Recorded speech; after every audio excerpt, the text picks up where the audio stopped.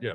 Okay, so do I welcome everybody now? Are we ready for this? Yes, So, we're okay, we're ready to go. Everybody, thanks for coming. I know weather was not the greatest the last few days, but we've had enough weather, hopefully to get enough people out for today. And hopefully by the next meeting, hopefully we won't have any snow.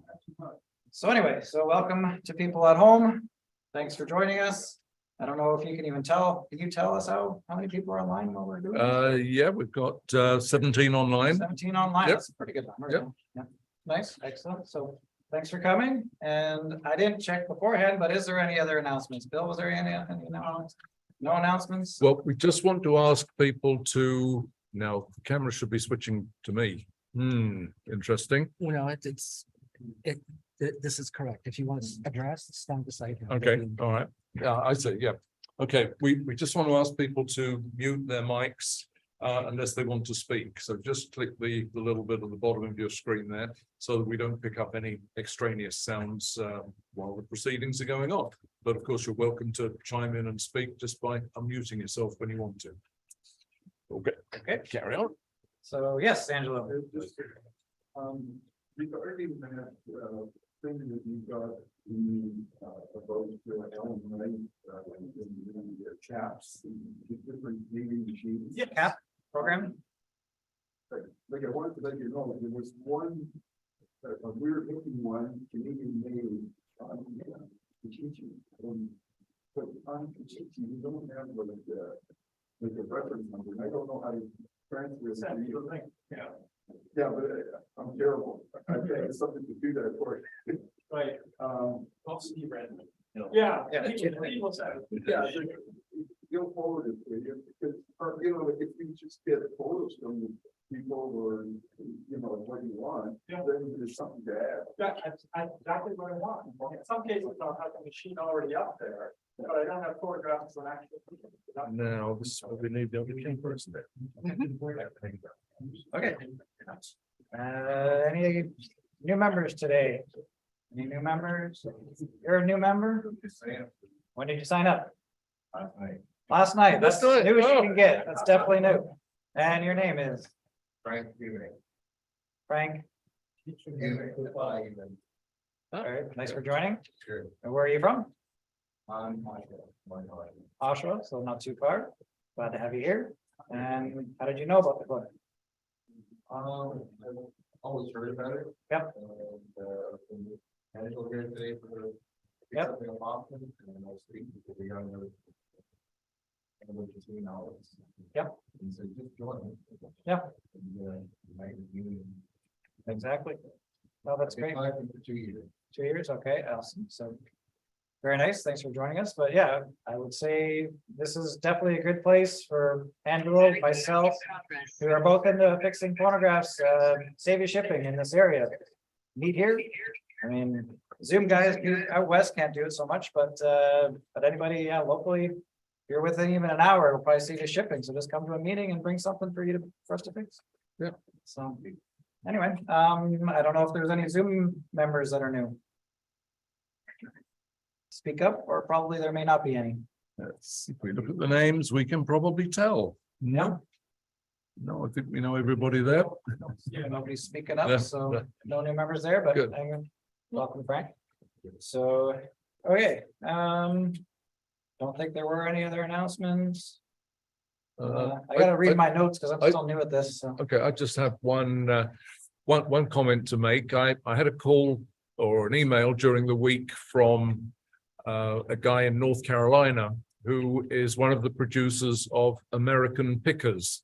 If any of you have ever seen that program, where I think they go around to a old house in the country and discover all the wonderful items tucked away or not, as the case may be. Anyway, he sent me a whole load of photographs with all kinds of things in them, and he asked me to identify the things that I could, and I said, well, we're an acoustic society, really, mainly, so I can tell you what all the antique phonographs are there and what they're worth and what they're likely to fetch at auction and so on, and a bit of history about them. So I did that, and he was extremely grateful and said that when the program goes out, I gave him a few words to say about CAPS and our website address and our Facebook forum address, so that he will give us credit on an American Pickers program. So at some point in the future, if you happen to be watching one of those, you may see a mention of CAPS. So there we are, all the way to North Carolina for what it's worth. Okay. Excellent. Is there anybody in the Zoom that have any announcements or anything they want to say? Give you a couple seconds to speak up. Just unmute yourself if you have anything to say. There are some, I'm from Edmonton, Downshire. We've got some members of the Radio Restoration Club that are going to be looking at joining. I'm meeting with them this afternoon. We have our monthly meeting. So this is the Canadian Radio Restoration Society. Okay. Oh, Excellent. good. Yep, very nice. Anybody else? Nobody else wants to speak up for anything? Nope. Okay. So. Hi, Brian. I just want to give a quick hello to everybody, and I'm sorry I can't be there today, but Brian's doing a great job doing the emceeing there, and looks like there's lots of interesting stuff on the table. So it'll be interesting to see the auction and how it goes. Yeah, definitely. So thanks, everybody. Thanks for joining on Thank you, Zoom, and I guess I did okay last time because you asked for me to come back. You so. did, and I bet you got good donuts too. Yeah, yep, definitely. So, yep. Okay. All right. So what's next up? Is it right into presentations? Are we going to do the, what's today's discussion? The Don Colvin bit Oh, the on horns. what was it again? Don Colvin Don Colvin, yeah. Yeah. Is doing the horns. The, Gonna ask today's about- discussion and questions. got it. It's probably in there somewhere. Oh yeah, it's down below. So Okay. so Don Colvin is the Just Sand. Is that what we're Yeah. Just Sand, Don Colvin. Okay, you can take over. Hi, Don. Okay, thank you. Okay, so the discussion today is about horns and considering, Hello, sorry, just want to say hello. I'm glad to be here with you guys. Richard. hi, Richard. So given that horns are such an intrinsic part of these machines, I'm shocked at how little I know about them. And because of another project, I've made quite a lot of horns. I've made metal. I'm halfway through doing some paper mache. I've made tons of 3D print horns, but I actually have no clue. Is bigger better? Is longer better? Is wider better? Does the material make a huge difference? Is it better if the horn is external, therefore the edges are supported by air, not inside the cabinet where they have to be attached somewhere? So they're just endless questions here. And so the discussion is, what is the best horn, or what makes the best horn? It almost sounds like the desert island question that, okay, you're being sent to a desert island, you can have all the records you want, all the phonographs and gramophones you want, but you only get to take one horn. So which horn do you take? Anyways, up for grabs. What's the best horn? What's the one I should make next?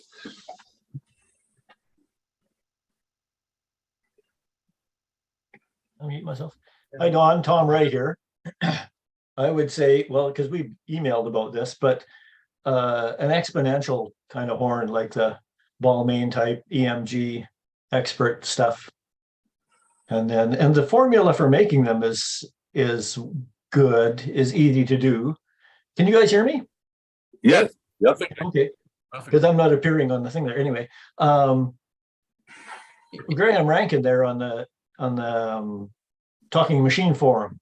There's a lot of stuff about horn design and that, and I've got the thing just to map out an exponential horn.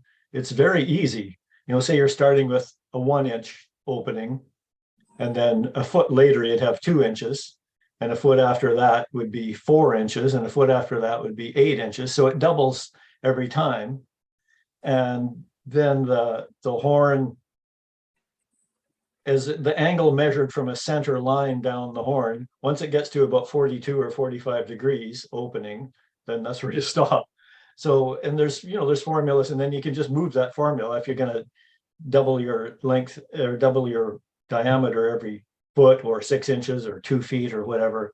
Like every 2 feet gives you about a 14-foot horn with a, I don't know, 56-inch wide horn, you know, and it'll go down, it takes it down to like 64 hertz or something like that. You know, there's a lot of stuff about it there. So I've done those 2 paper mache or paper horns, but in thinking that I'm going to do something in the exponential type. But the biggest thing is just making the bloody form for it. When it's, you know, when the bell is going to be 31 inches across, you've got a lot of woodwork to do. You know, do you have a lathe big enough to turn 31 inches off the end of your? Yeah, I do actually. Oh. As you know, I'm pretty equipment heavy. Yeah. Yeah, I can do that. I could turn that size. Yeah. Well, if you go then, I can't wait to see it. Yes, well, that's the old thing of how much time do you have compared to ideas of things to make. But so, does that mean that bigger is better? Like the longer, bigger opening, the better horn? Would that be fair? I think in general, yeah, the EMG horns, I think, are about 9 feet long. Like, and when we're measuring the horn right from the sound box. Right. And that's, you know, say 1/2 inch or 5/8 of an inch, and then it goes down and up, and then the whole thing. I think they're about 8 or 9 feet. But then there's others that are like only 4 or 5 feet. And if you start with a really long one, but don't get to the optimal opening angle, then that's no good. And if you get too big too quickly, that's not as good either. So yeah, I'm not the expert on it. Just look at the Talking Machine forum and find Graham Rankin's stuff. He's the guy he made a whole bunch of EMG horns out of fiberglass, and then all the aluminum castings that go, you know, through the body of the machine. And then lately he's been building tone arms, like copies of reproductions of EMG tone arms. So, because that's a big part of it as well. Because the taper of most tone arms is, you know, they get big too quickly. You know, it starts at your 5/8 of an inch or whatever, and it's like 1.5 inches about a foot later. So that's kind of a bigger opens up more quickly. Whereas the EMGs, you know, the taper of those is very slight, which is good, because if you were thinking of making copper piping and tapering that, it'd be a lot easier to give it a gentle taper than a steep one. I was going to build a mandrel and hammer at it and hit it with a hammer, you know. So that's a reasonable way to do it. Better on a lathe, but yeah. Well, I was going to turn the mandrel on the lathe and then hammer it over. Yeah. So we'll see. That was all the consideration, though, when the horns were being made and sold. Was it not more likely that they just wanted small horns for small machines, big horns for big machines, but the main motivation was to be able to offer a good, better, best, so that when you went in to buy your phonograph, you were given the option of, well, this is the standard horn, like an Edison witch hat horn, a 14-inch horn, or if they thought they could upsell you, they would take you all the way up to what we see here, a wooden horn. So it was probably more about money than sound, as well as having something that suited the machine, I suppose. Yeah, for sure. And especially, you know, if somebody went in and they listened to a little machine with a 14-inch horn and a 9-inch bell, and then they heard one with like a 24-inch horn and a 1.5-foot bell or something like that, well, obviously the big one is going to sound better. So that's sort of a nice way to upsell. So instead of spending $15 for a gramophone, they'd end up spending $35 or something. Yep. Yeah. I wonder if it's a bit like hi-fi. I'm looking to upgrade my home hi-fi system at the moment, and I've read lots of reviews and things, and one of the points that is made is that you need to start with the source, start with the amplifier, don't start with your speakers. So I wonder how much influence, and we've tested this over the years, haven't we? We've played around with horns at one of these meetings, but I wonder how much the machine itself has that effect. I mean, if you take an Edison opera, for example, I mean, the opera mechanism to me as a non-mechanical person is just beautiful. It's so smooth and solid. There's a feeling of solidity to the whole thing, and it just seems to glide along so effortlessly and smoothly that it seemed to make sense to put a big wooden opera horn on it, because the two things go together. The source is really good, so make sure that the output, the speaker, is equally good.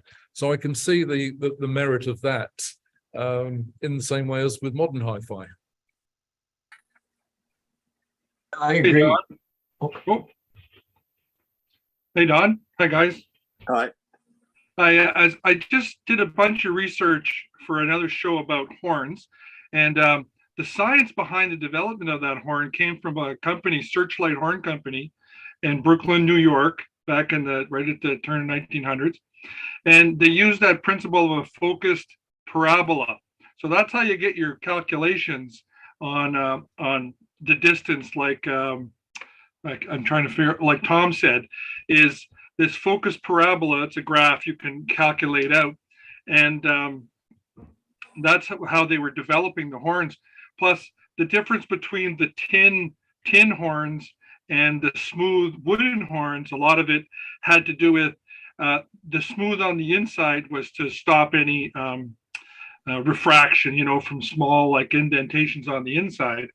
But some of the tin ones that were made by the T Brass Company, which was another big company making all these back in the time, there's a reverberation that comes with depending on the thickness of the metal and the type of metal you're using. So I think I got to give the inventors credit back in the day that they were actually using science to figure these things out. And this comes after, of course, the earpieces, right? The ear tubes that they would use. Yeah, it's really interesting subject, but as Tom would say, there's not a lot out there to actually do, to read as research. So it's there's a lot to do with the material and the configuration of the horn.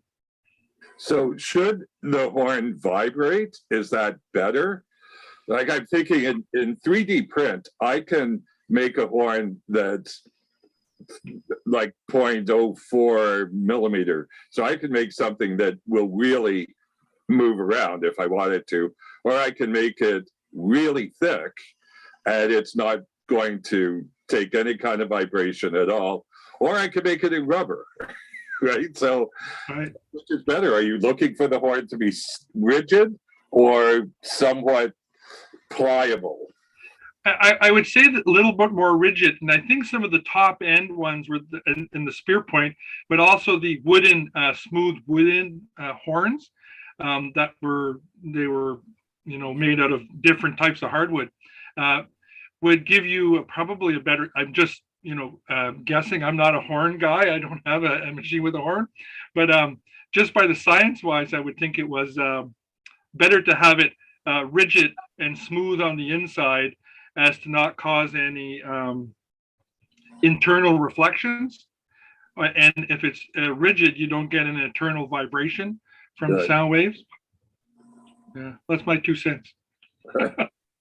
Yeah, and Graham Rankin always talks about too, just where the tone arm drops in through the machine and then traverses through an internal conduit. They call that lagging. They actually wrap stuff around that to stop any resonance in the aluminum, because it's cast aluminum that it's made from. So they actually lag that fairly heavily with, I don't know, cloth or rubber or leather or something, just to damp vibrations in that. So I think, the wrong vibrations, I think, can set up certain, if they vibrate at a certain hertz, then those notes will come out, louder than you want them to. All right. Paul, you've done a lot with horns. Yes, I have. What an exponential horn will give you is the lowest frequency of the wavelength is half of the diameter of the big end of the horn. The larger the horn can be, the better. I'm just seeing if it will switch to. On mute. Are you muted?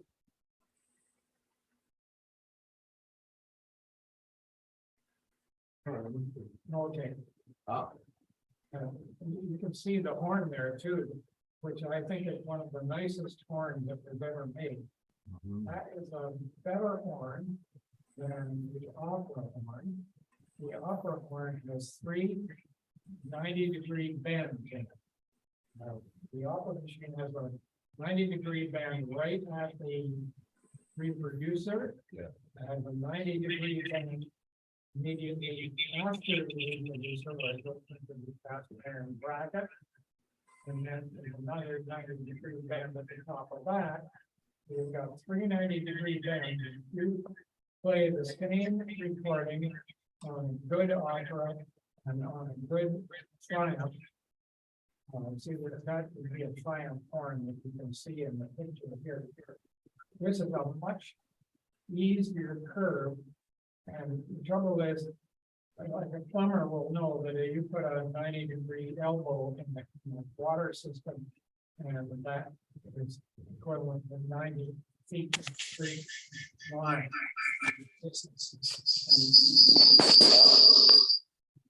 Yeah. Anyway.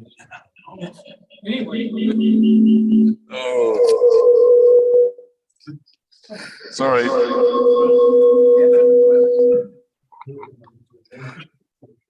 Anyway, the thing about exponential horns is that you get better low frequency with them. The bigger they get, that's the trick.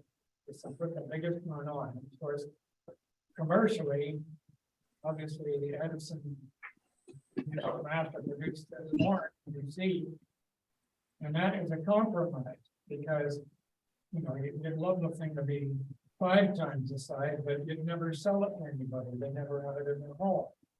So you have to know where to cut it off to make it commercial. Yeah.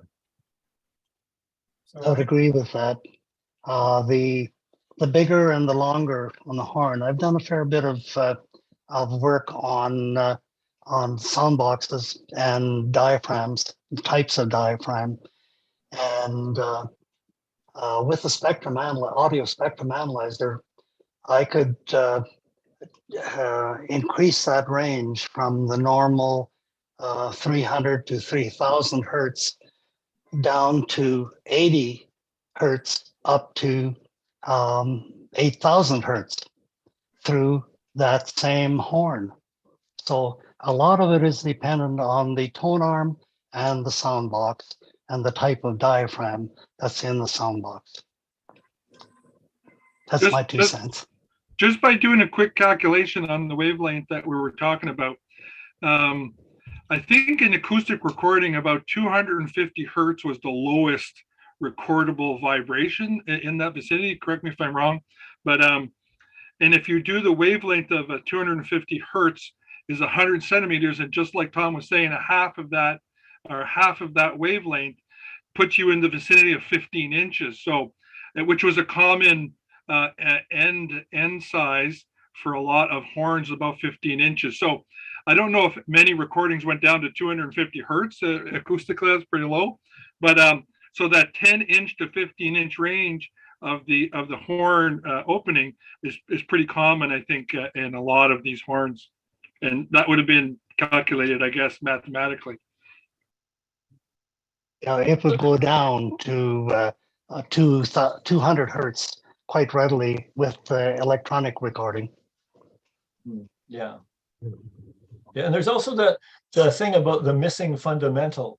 Like we can tell say if a tuba is playing, we can tell the note is supposed to be quite low, even though the sound system we're listening to it on won't play 180 hertz or whatever it is, because of the overtones. There's some, if you look at articles online about the missing fundamental, it's very interesting how it can seem to be that good. Because I have one of those little Bose speakers, Bluetooth speakers. It's only about this big, and yet it seems to produce such deep bass notes. And it can't really be doing it, but they must be emphasizing the overtones that are fooling my brain which is easy to do, that in general, that make you hear those lower tones. They do that with equalization in the amplifier. It's a synthesized tone, but you can hear down to 200 hertz quite readily on a little Bose speaker. Yeah. You'll find if you ever go to a band concert outside, and you've heard the band inside a building, what you'll find is that the low frequencies are lost first. And when you get a situation like outside, so you'll hear the high frequency quite a distance away from the band that's playing outside. So that's an interesting part of it as well. But those low frequencies go first. You get about 2 blocks away from the school, and you can hear the kids, high frequency sound of the kids. If you don't hear any low frequency, right, you'll hear them more as you get closer to the school.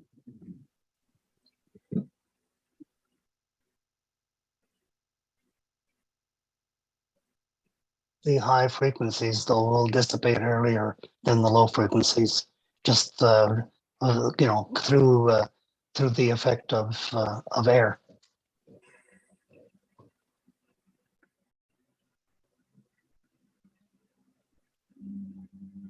Anyone else want to weigh in on this?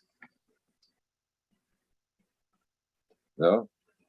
Well, I think we've certainly touched the surface of this subject. And yeah, that's very, very interesting. I built my first reproducer from scratch. And by the end of building it, I knew a whole lot more about reproducers than I ever did before. I've built dozens and dozens of horns, and I'm still absolutely clueless. So back to the drawing. More projects, more paper mache. I haven't beat Tom yet, but soon. Well, I like to be here. Hawthorne and Chev had advertised a silk horn. I don't know if there was any kind of scientific research to back up what they were doing, but they believed the silk would dampen the vibration of the horns. And that horn lasted for a while because they went from a witch cap to the morning glory. I had a morning glory H&S, and it had remnants of silk still on it. So if it was just a gimmick, there's no science behind it. They used that gimmick for a while. I think they went bankrupt in 1912 or something. Yeah. So what, 1902, about 1912. But they used that silk horn for a while. But did anyone read the research? Was this just a gimmick or? I don't think so, because I think if you look at recording studios in the early days, you'll find that there's tape wrapped around the horns in various shapes. And that was to dampen horn resonances.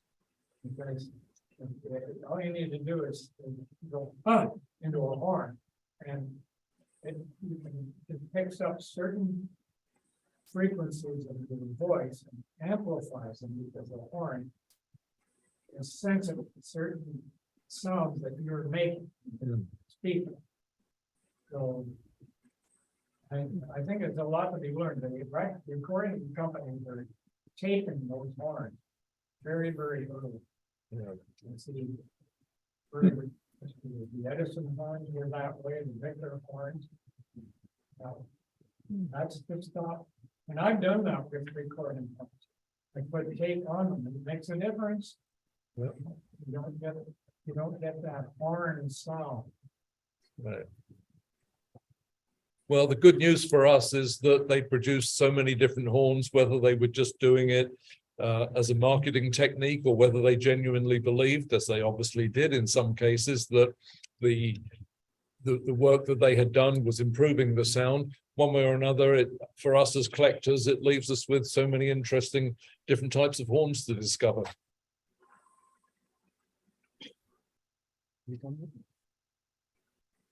Just a comment, it's got something to do with horns.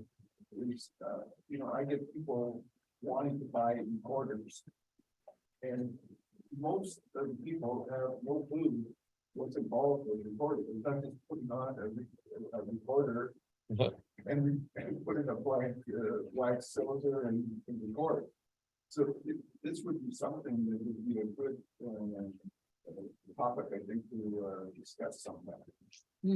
Yeah. Actually, yeah, that, I think Paul did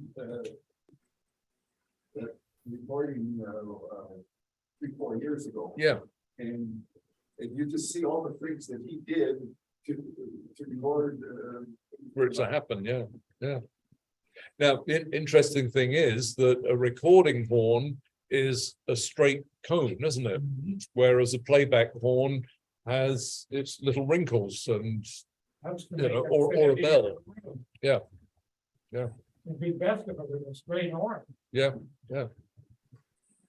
Been trying to do recordings on, not cylinder recordings, although I did try that a while back. I've been trying to do disc recordings for a while.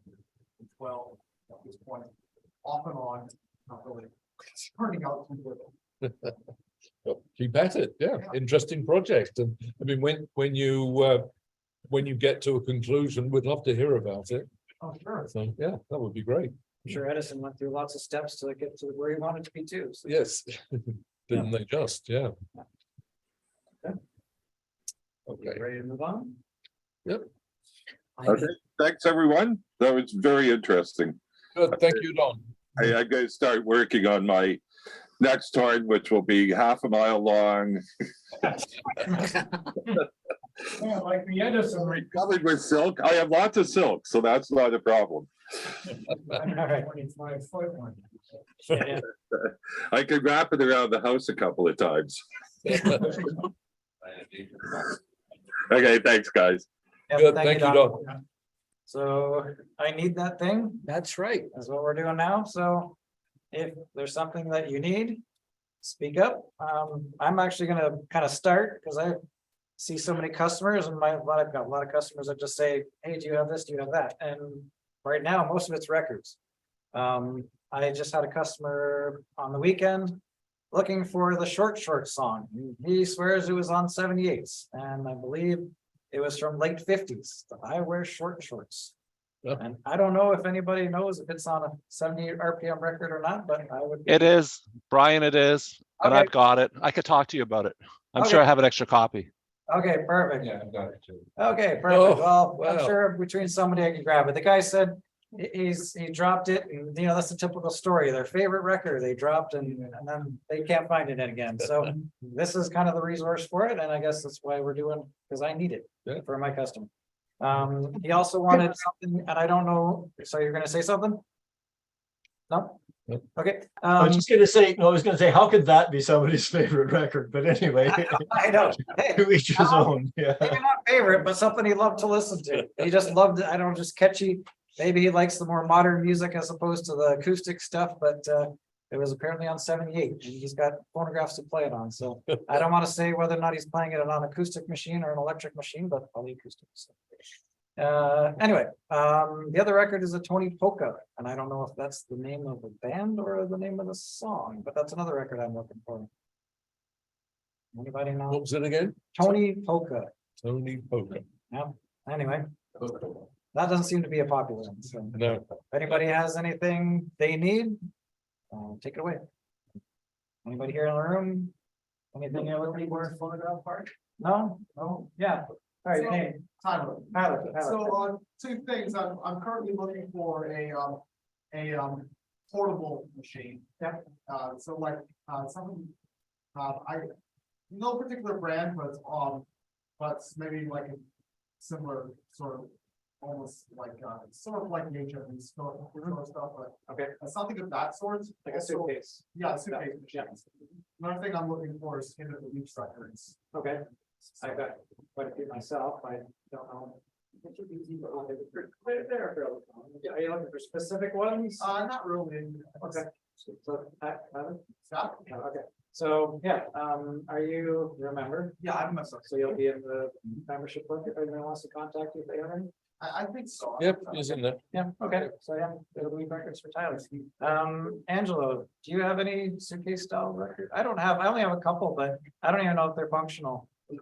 Suitcase style records. record players, Portable. Phonographs, like the suitcase phonograph, portables, HMV. Well, this is kind of a little more unique, a little bit different, I don't know. Yeah, But just like the HMV, stuff you find, but Yeah, I've got all kinds of. Yeah. okay. so Tyler, talk to Angelo. Cause I've got a couple of portables, but I mean, the cases are a little bit ripped and the fabric's not great and they haven't been tested, but I don't have too much.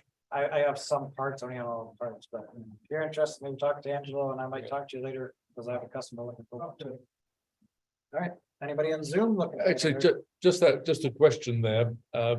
Tyler and I have been corresponding on this subject, and with you were looking at an HMV and another brand name that none of us had ever heard of.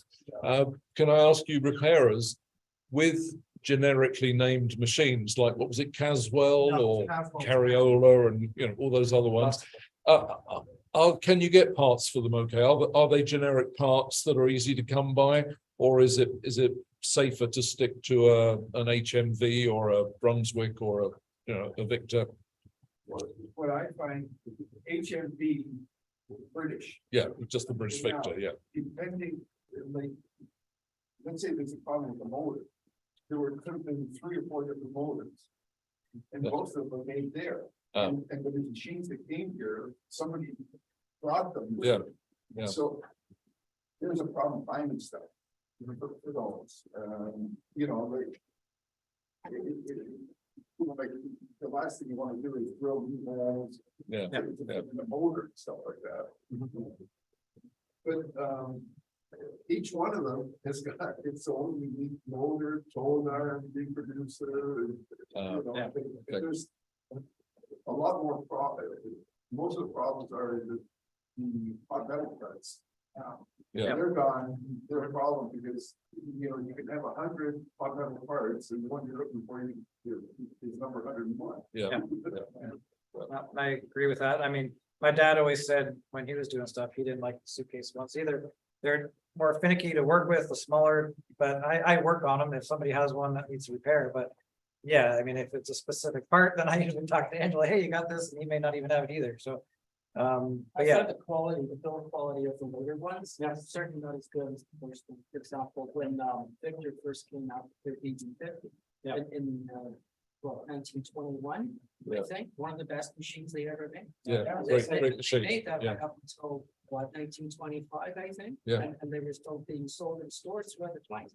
So if you can find a good price on any Victor, Yeah. one of the best machines ever made. so wooden cabinets will be a little bit heavier, but Yeah. you'll be able to. you might not- They weigh about 30 pounds. Yeah. They're solid wood, and the earlier ones have a larger metal form. Later on, they reduced the size of the form, so now it will be metal and top sound. Some wood, I think they use some wood in the top panels of it, but the very first one is the one that the one needs to be on the front, like a full metal form, so they're 35 pounds.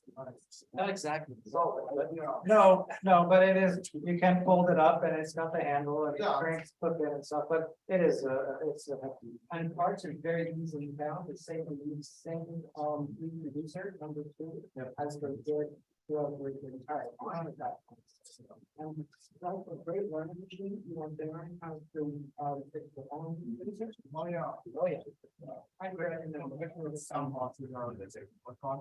yeah, oh, yeah. Yeah. And these guys can get you the parts for people who need to replace the gasket. Yeah. Right. Careful behind you. You get close. Replace.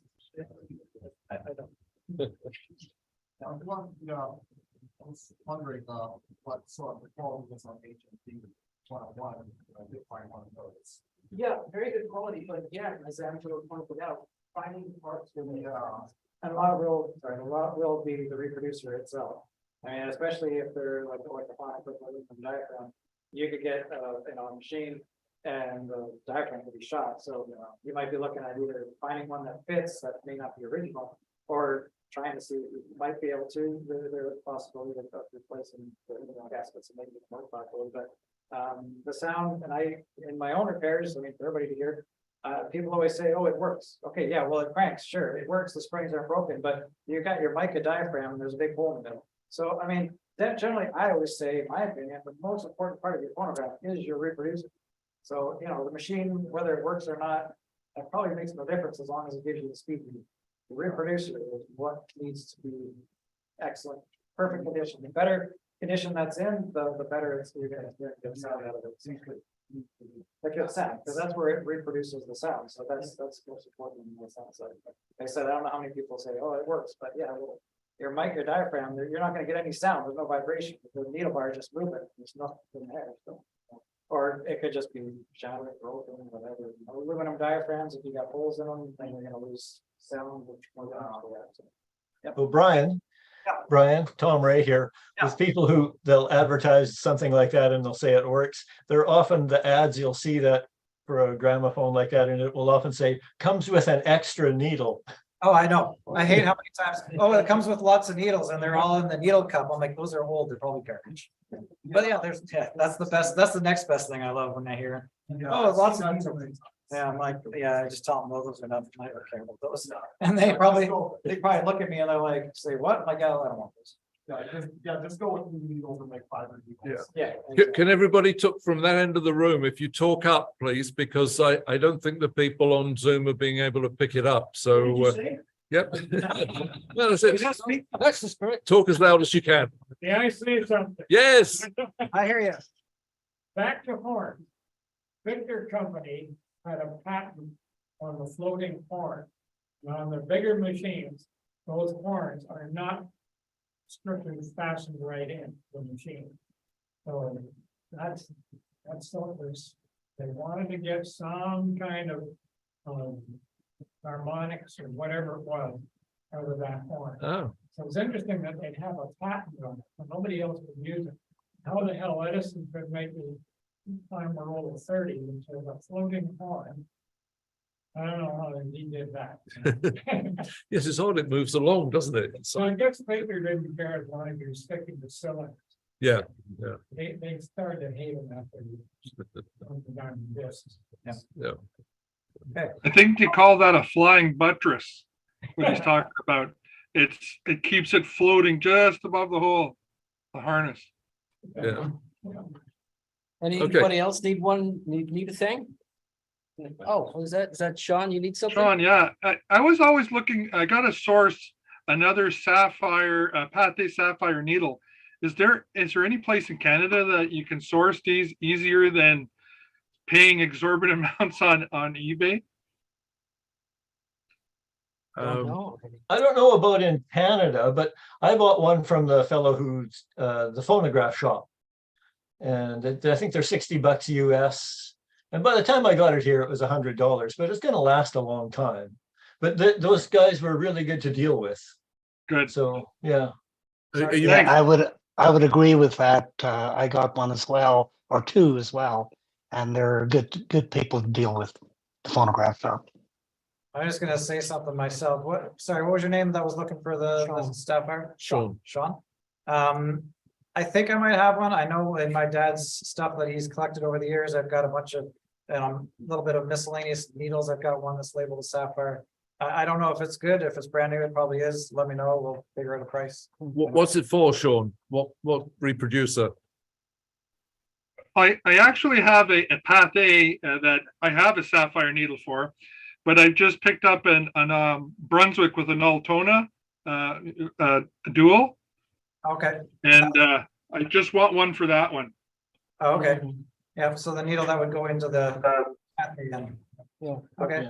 It's a double head. So.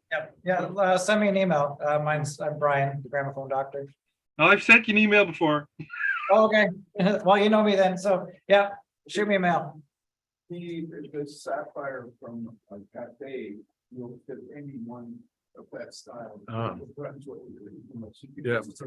Yeah, it's just a needle shaft, right? Yeah, but you have to make sure that there's a stylus. Yeah, I do. I'm sure I do have one. So And make sure that it's not chipped as well. in them. Yeah, because they have chipped over the years. And I know of a few fakes that have been floating around. People have made fakes and it's not sapphire at all. It's a good little glass bead. Yep. But So, you have to be very careful of who you're buying that stuff from, because once you get it, you realize that. Yeah. Hey, this isn't right. You know, hey, I'm not an expert. yeah, So if they're telling you they're not an expert, it's going to. Okay, everybody ready to move on? well, I just have one thing that I'm looking for. It's a record. It's by Ambrose and his orchestra. The song is Painting the Clouds with Sunshine. I know many people recorded that, but I'm specifically looking for Ambrose and his orchestra. It was released on English Decca label, and I don't think it was released in North America. But if anybody has that, just leave me, send me a note. I'm steve@caps@gmail.com. I'll let you carry on. That's Steve. it. Yeah, I will already here, because it's all about me. All right. Okay. Have a seat. Let you take over. So today, our presentation is about gramophone repairs. I think that's a very good theme that we've had today. Nice Yep. segue in there. And one of our members, Steve Redman, has a lot of experience, and he's brought a lot of, a couple of machines. So we'll be talking about springs and reproducers and motors. Okay, so take it away. Is this a good spot right here to stand? Yep, there you are. You're on. Okay. Okay, I restore antiques for a living. And last few years, I've been bringing phonographs back to life. I only buy broken machines because I just love the joy of bringing machines back to life. But in the process, I have discovered that there's a lot of really common problems that come up with these machines. And today I'd like to call this problems to watch out for when buying a phonograph. And you know, there's people here today that know a lot more about restoration than I do. I have very particular skills. I've done work for Angelo, and he has done quite a bit of work for me. I very quickly get in over my head, and Angelo usually bails me out. But so I thought, instead of, I don't want to represent myself as someone who really knows restoration well, but simply because I bought so many machines, I know a lot of the problems that come up. And I'm hoping as a collective group here, we can have a conversation about what to watch out for when buying a phonograph. This just seems like a really important issue. And it was great because the previous conversation here really gave a lot of points, a lot of good, there were a lot of good points there when it comes to this particular topic. So, so I thought would first of all, would talk about springs. We lost her. That's all right. I thought we'd talk about springs. I'll bring up a couple of examples that I've come across in my own efforts to restore machines. And then after that, like I said, hopefully we can just kind of bring it out to the audience here and the Zoom people, and they can talk about things they've discovered, nasty moments. So they bought the machine, they brought it home, and it's like, oh, this mechanical thing is wrong with the spring. And then for the second section, I thought we would talk about motors, very common problems with motors, and then reproducers, and then maybe just miscellaneous stuff, every man for himself at the end of this. So the first example I gave here with problems with springs, I think this really illustrates the point I'm trying to make here. A couple of years ago, I had a conversation with Angelo, and we were talking about problems with springs, and he corrected me on something. He said, if you're testing a machine, make sure you give it at least 12, 18 cranks, because very often, if the spring's broken on the outside of the spring barrel, there'll be this illusion of power going into the machine, but it'll just let go, and then you lose all the power. So almost as if Angelo psychically willed this thing to happen. The very next machine I went to buy, it was a Columbia tabletop. The guy wanted $100. There was no mention that there was problems with the spring at all. So I meet the guy at the door, and he thinks he's just gonna, give me the machine and take my $100 and see you later. But it's like, no, I gotta look at this thing, because I know the problems that come up. So, so I started whining him, And it was a Columbia machine, so you have to wind Columbias for a while. So he must have thought I was nuts or something. He invited some nut in his house. But sure enough, there was just this kind of clunky noise, and it was an old grease and spring barrel. You know, I'm kind of used to that noise. And I thought, well, okay, we'll keep testing it here. And then shortly after, there was another kind of flumpy clunk. And I thought, oh, the spring has been broken on that side of the spring barrel. And thanks to the conversation with Angelo, he saved me buying a lemon of phonograph.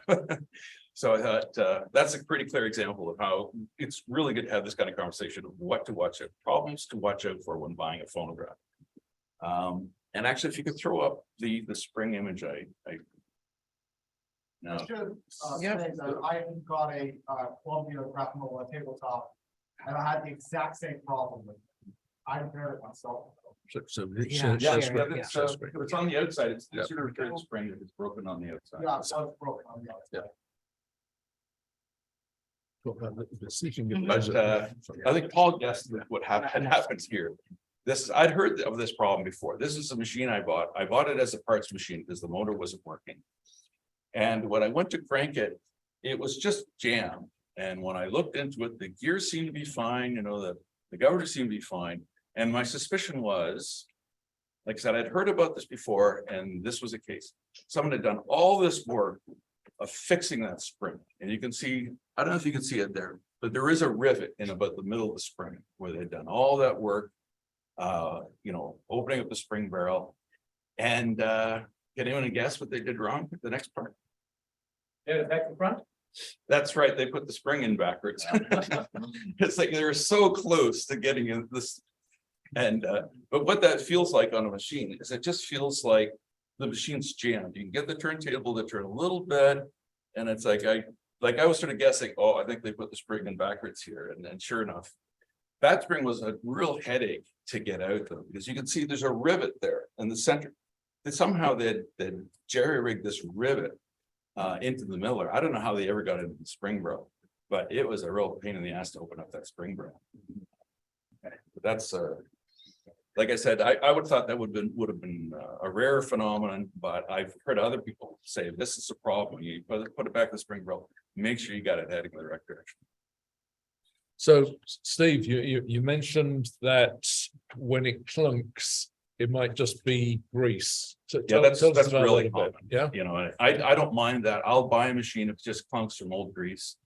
But no, this is more of a, I don't know, Brian, how would you describe Yeah, well, I've had customers say that too, especially buying, or even if they're trying it, and they say, well, how come I get this clump or this sound? I mean, he says, I can play at least one record or part of a record, but he doesn't want to give it too many winds. I'm like, well, yeah, because you're able to get like maybe 10 cranks out of it and play a short bit of a record. But if you go to like 15, then all of a sudden, and I was just telling Kyle, because he's learning, you know, once you get, you know, the overlap of the brake and the springs, and they're really thick together with grease, like you mentioned, it's going to hold together until the middle part tightens, and then that'll just let loose, and then you hear that crank. That clunk. And sometimes people just think, oh, you know, it works, it plays, but then I'm like, well, yeah, but you probably should be able to crank it probably like 30 or 40 times and guaranteed they're not able to do that.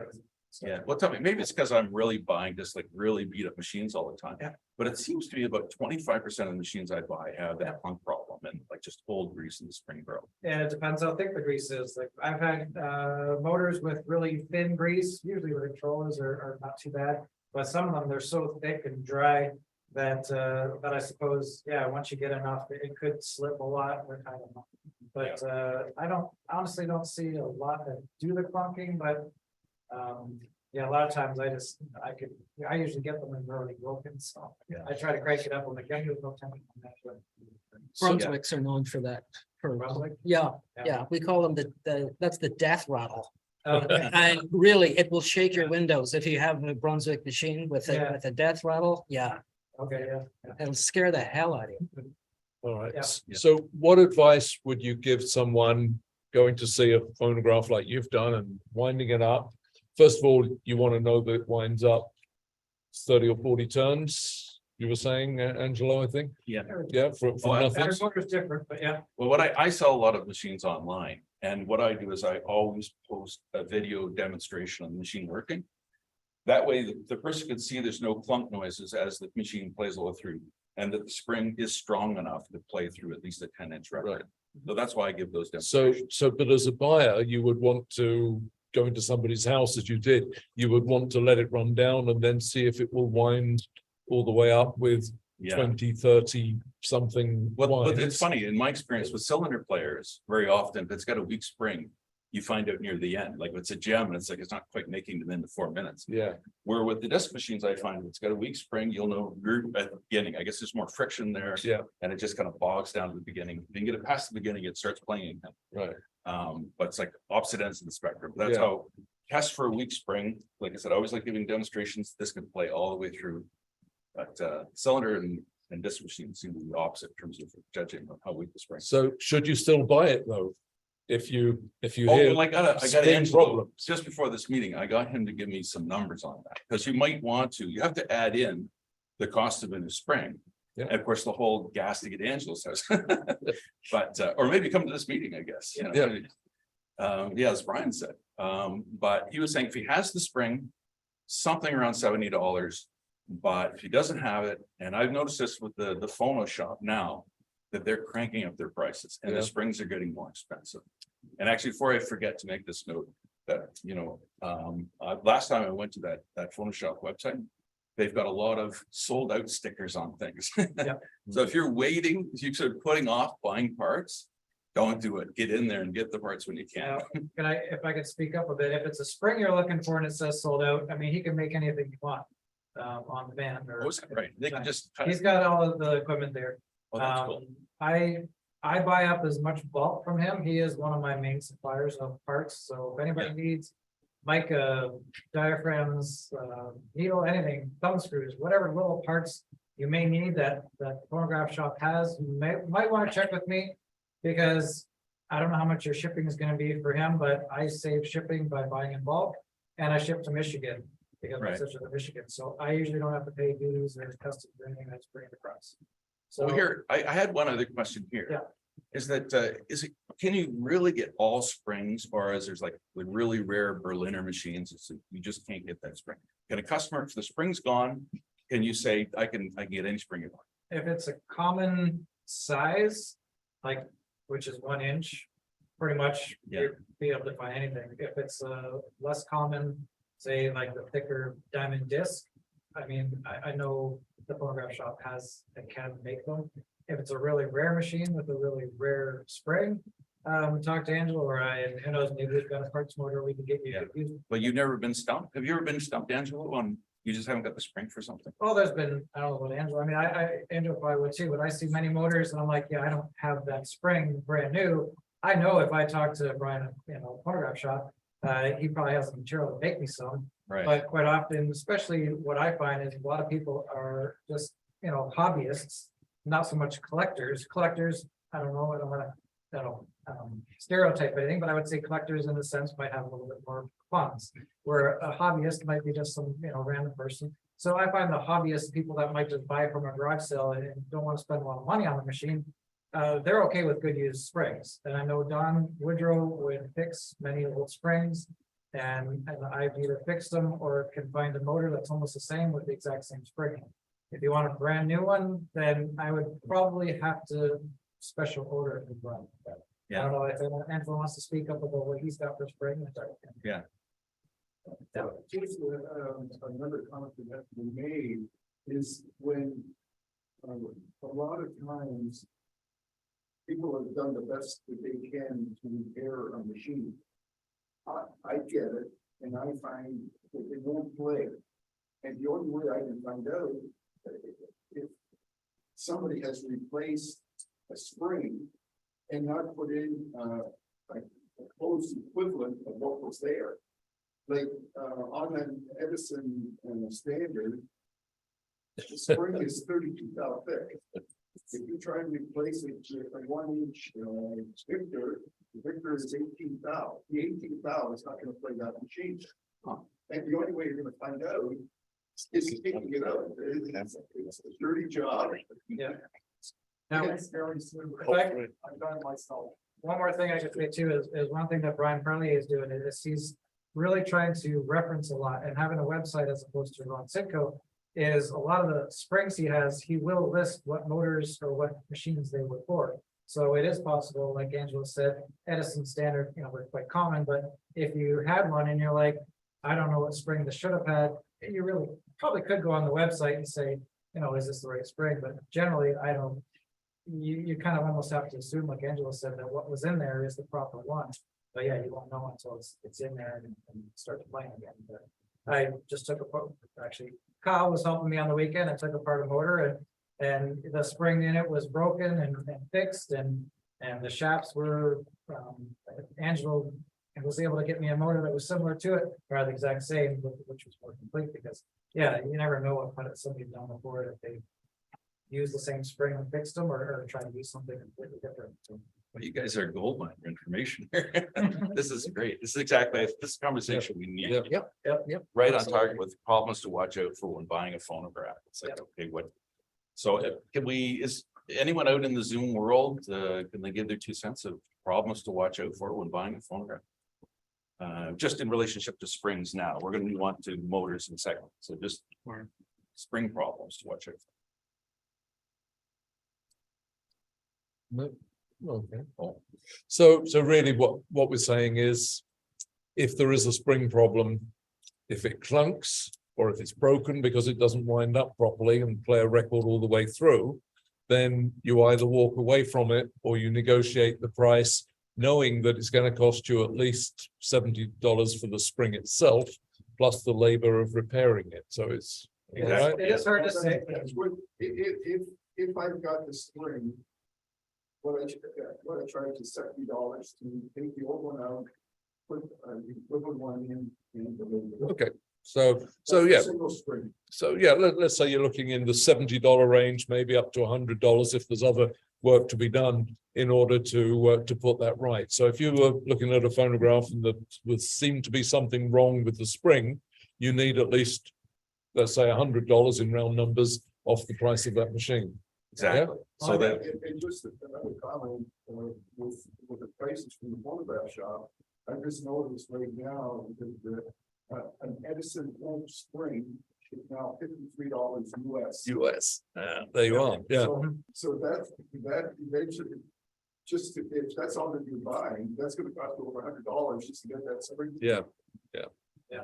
And like I said, I because I buy in bulk, I do get some discounts. So if you're looking for a spring, let me know. If you're finding that phonograph shop's a bit expensive, I just mostly shipping, I could see, but hard to say.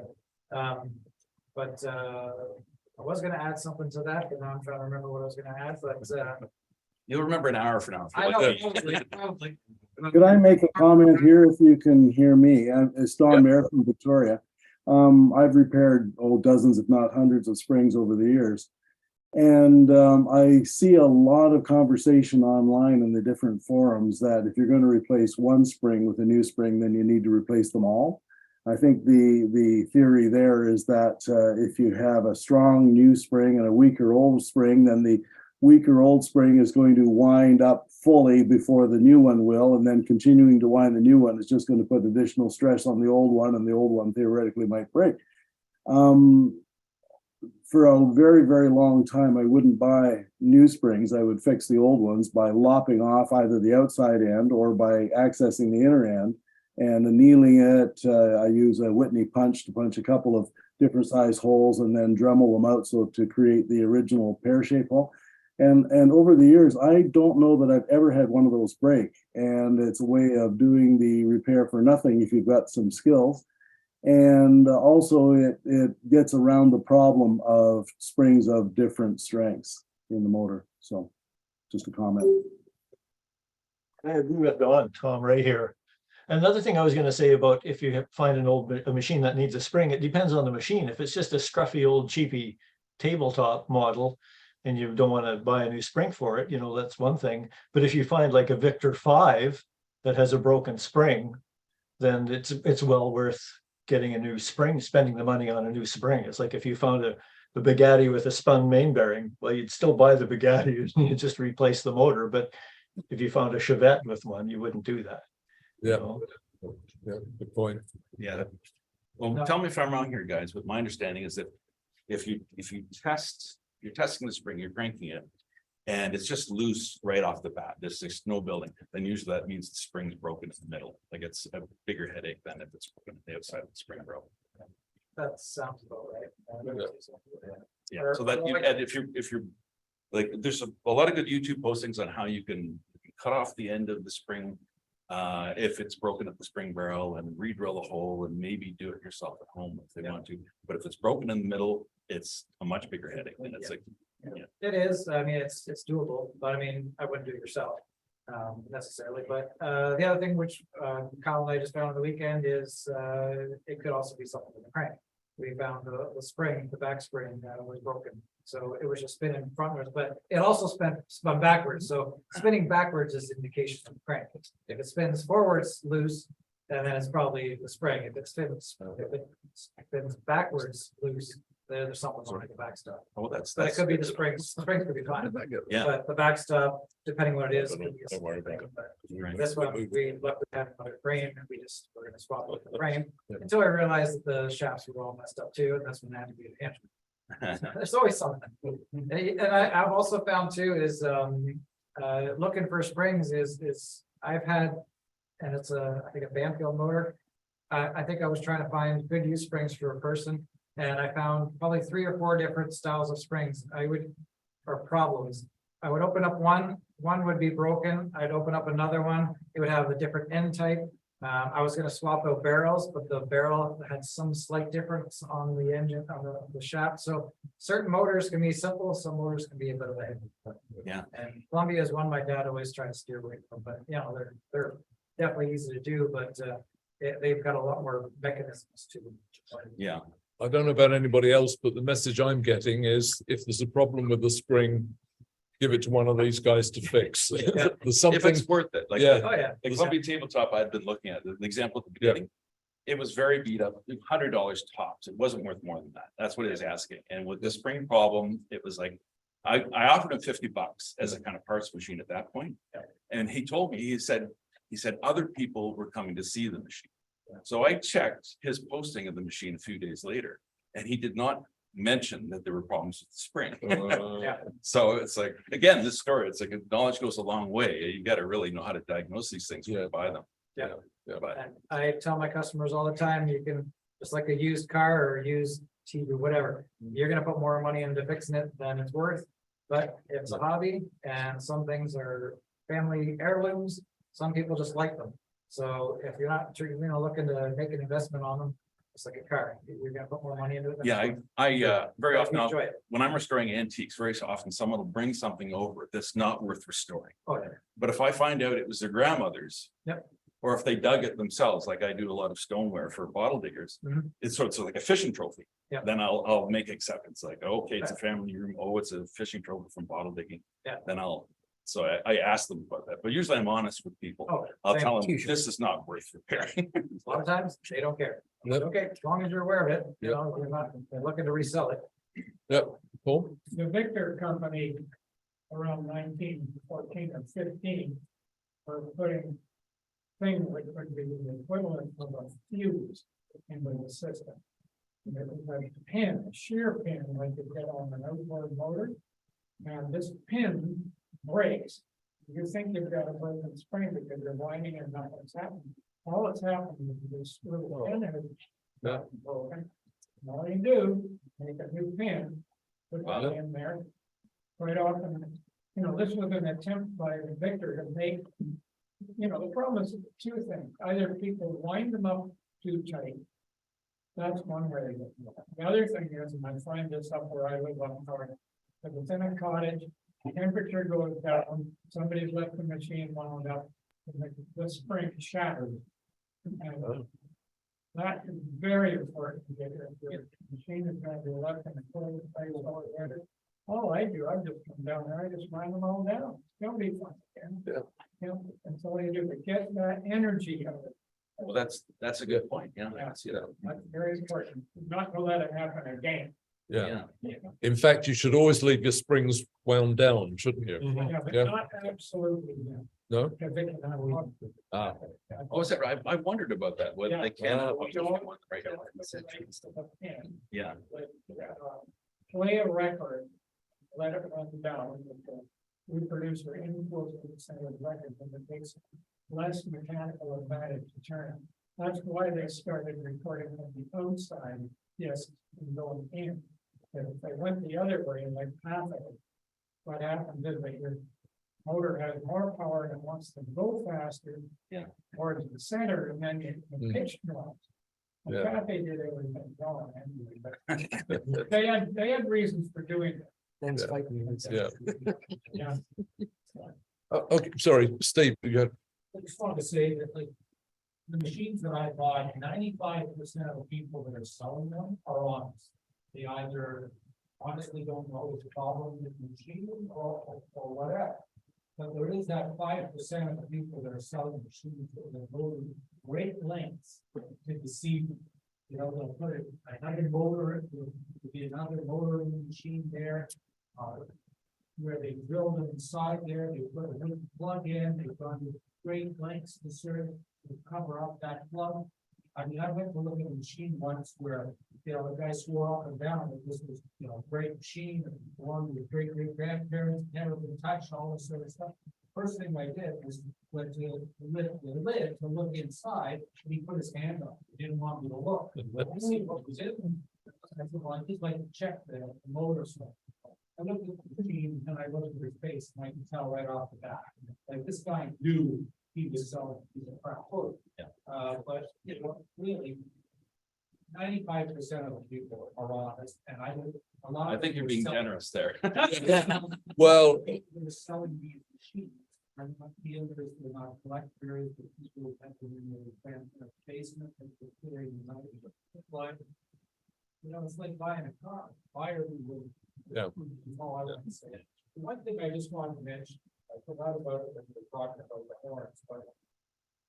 I have a Columbia, I think it's called an AR, Angelo Repair. It's a great big, side, a front mount machine. And it came with a 36-inch brass horn. It was a reproduction. And then we looked on the top there. Somebody told me that those machines came with a 36-inch aluminum horn. I just wanted to know if anybody knows anything, if they did come with an aluminum horn, or whether they came with a nickel-plated brass horn, because all of the hardware on this machine is all aluminum, so I figured the horns. I have one with brass horn. It's got a brass horn. Yeah. You know if they came with aluminum? Like I've seen little aluminum horns. yeah, let's move on to Steve, once this is finished. Okay, Move on. yeah, let's, what have you got next? Reproducers, I think. We're overlapping here a little bit, but I thought we'd talk about motors. I'd give an example of something that I came across, and then again, this is wonderful. I was worried that it would just be silence when it came to the contributing to this talk thing, but this is wonderful. Okay, so motors. The first thing I do is I listen. How noisy is the motor? You know, it's just like a car. You get mileage on a motor. You don't want all the noise coming out the motor. Depends on the model. Gems tend to be noisier than other ones, you know, but I had one experience where a lot of noise was a good thing. You know, I bought the machine as a parts machine because of how noisy the motor was. But when I opened it up, I found that one of the governor weights had come off, and the governor weight was there in the box. So it was the quickest repair I've ever done. A 20-second repair, you put the governor weight back on and it just purred after that. So usually, you know, you don't want to hear a lot of noise from the motor, but sometimes it's a good thing. It's throwing off a governor weight. You know? You can usually tell on the bigger machines. I had a customer, as soon as I cranked it up, the whole thing was shaking a bit. It says, yeah, it works, but you got a little problem, the weight's off, I could feel it. And sure enough, I took the motor out in his living room, flipped it upside down and showed him, yeah, they're disappointed. I like doing that with my customers, especially when they pick up, you know, if I can. I do a quick look over, glance over it, kind of show them what I see, what I notice. So that they kind of see, that, yeah, I'm being honest, that's your problem. Wait, could you, when you hear the noise? Yeah. Like I notice there's certain noises that correspond perfectly to the rotation of the. Yeah. Of the turntable. You must think, well, this is gonna be spindle gear problems here. I'm still. Where it's like, yeah, can you tell the governor from just from the noise, what part of the motor it's? I don't know, maybe Angelo can. I'm still inexperienced at exactly where all the. Well, noise Angela, is can coming you from. tell from the noise coming from the motor, what part of the? Well, there's two ways to tell them. There's, first of all, there's a noise. And then you have to tell it, and then you say, severe vibration, but you can put your head on it. If there's a government way missing or broken. Yeah. You can tell, but the machine just vibrates. I have a Columbia tabletop, and when I'm playing music, there's a slight waffling. It sounds like out of tune, it's very, very subtle, but I know it's definitely there. Could that be a screw loose on one of the governor weight? I presume the weight of the governor held on by a screw. So if it came loose, and it still keeps on doing 9% of what it's supposed to do. But could that pull that? What that could be is, when one governor weight is broken, the spring. Okay, it's best to replace all three, to make sure all three are the same. Once you can tell if it's rotating, if they're all the same, there's no run up. If all the weight is loose or one of the springs is short, you can tell, you can see it in the rotation. Yeah, let's say you can't see it, but would it affect the sound of the song? It shouldn't, wow, depending on how that vibration, it should. Because when I'm playing it, I've got a funny PDF. But pitch variations? Yes, well. Okay, what it is, yeah, the pads on the governor, you've got to rough them up, they get fine and polished. And so you mean the actual round side of the outside of the governor weight? No, it's the pad. Oh, the pad, all right. You got to put it up a little bit with like a pad or something like that. Oh, they're notorious. I had it sounds like an easy pad, you're not referring to the braking system or. Not the brake, but the pad or the arm with the pad that goes against the disc of the governor. So the governor's got it. It's like Columbia's got to. Doesn't have to be, I gotta pull it out and have a look. That's probably what it is. That pad is supposed to be hard, but they get glazed like a clutch on a car. And when they chatter, slip but no smell. Yeah, yes, but you get the chattering going, because if you look at it, you can actually see.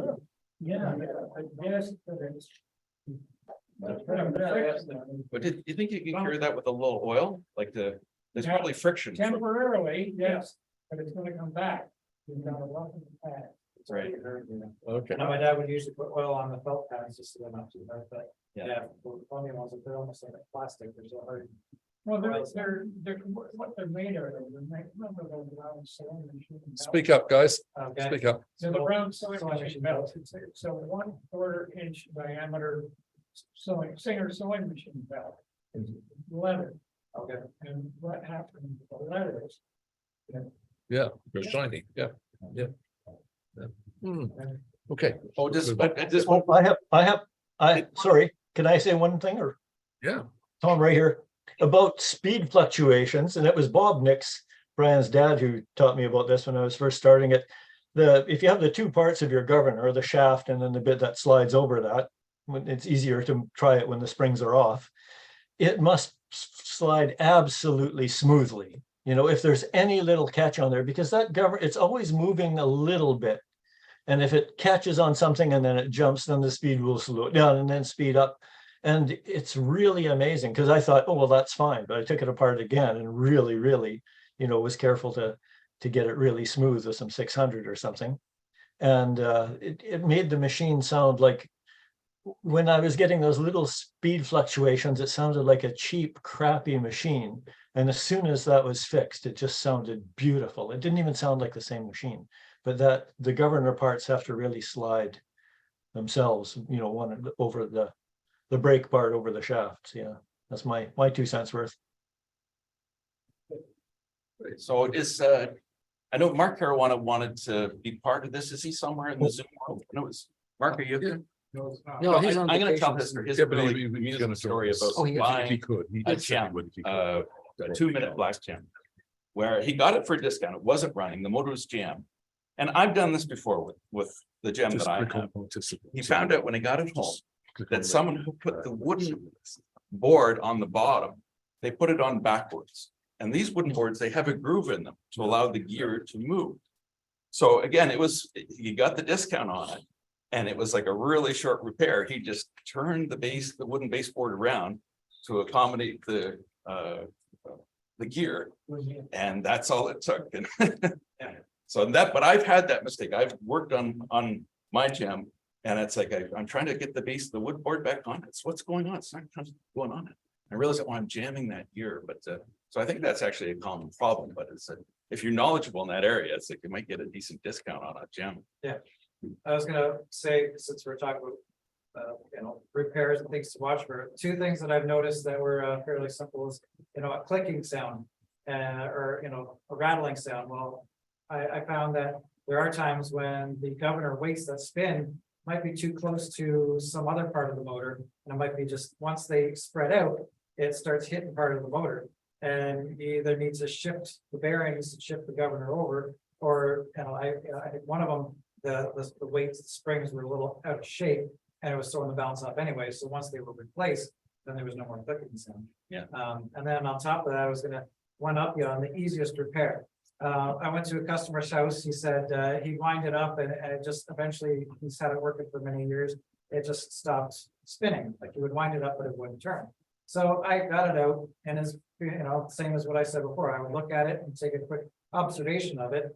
And the quickest thing I noticed was on the Victrolas, they've got the speed dial, and the dial is connected to like another little pad that rests against the governor. Now it's supposed to be really loose because it just allows the dial to move slightly. And for that little teeny tiny spring that it has, I don't know how many people have looked at the motor, but it's got a teeny tiny little spring, and it was just seized. So I said, do you have WD-40? I don't know if I had any on my at the time, but a little shot of WD-40 loosened up that little thing. It was seized enough that the governor couldn't move, so that there was no spin. So once that was free, where you go, all done. Yeah.